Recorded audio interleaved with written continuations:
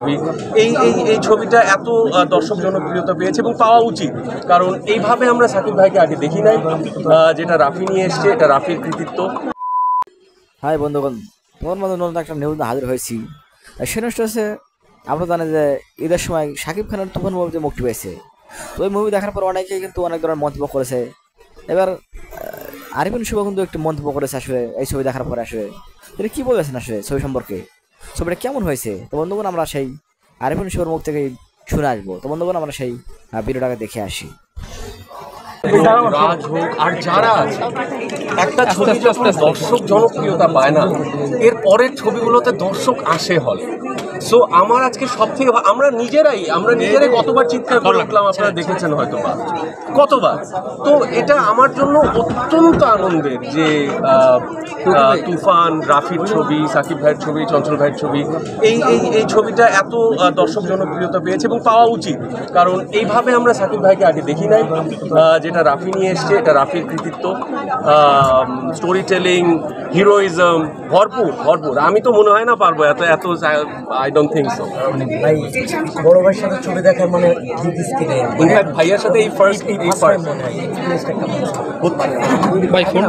অসাধারণ, মানে ভাইয়ার সাথে দেখা হয়, সময় হয় না। আমি জাস্ট এটাই বলবো যে আমরা সাকিব ভাইকে এইভাবে বারবার প্রত্যেক মাসে দেখতে চাই। আপনার ডেবিউ ফিল্মে শাকিব খান ছিলেন, তো আবার কবে আপনাদের দুজনকে একসাথে? যখন আপনারা চাইবেন, আপনারা বলবেন, আমরা সবসময় চাই।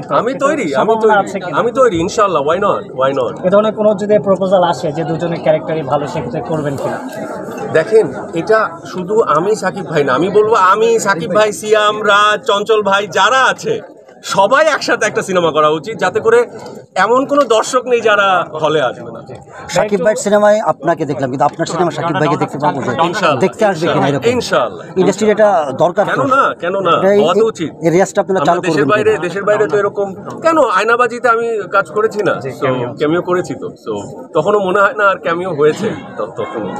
নূর সম্পর্কে একটু জানতে চাই, যেহেতু দুজনই আছেন, নূর আসলে কবে নাগাদ মুক্তি পেতে পারে? নূর সম্পর্কে তুফানের ঝড়টা যাক, তারপরে আমরা রাফির আরেকটা ঝড় নিয়ে আসবো।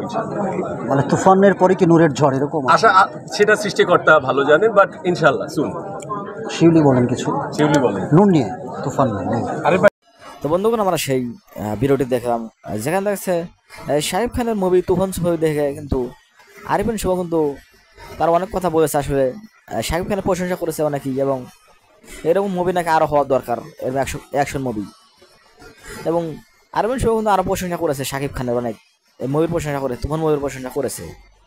এবং নেক্সট টাইম হয়তো দুজনকে একসাথে দেখা যেতে পারে, এবং নেক্সট টাইম হয়তো আরিফিন শুভর নূর ছবিটা আসতে পারে, রাহান রাফি এবং আরিফিন শুভর। তো সেই কারণে কিন্তু আসলে ছবিটা দেখা হয়েছে একসাথে, এবং শাকিব খানের সাথে বসে একসাথে কিন্তু আরিফিন শুভ ছবি দেখছে। তো বন্ধু, তোমাদের কেমন লাগছে অবশ্যই কমেন্টে জানাবে। তো আজকে শেষ হচ্ছি, দেখাবো অন্য কোনো নিউজে।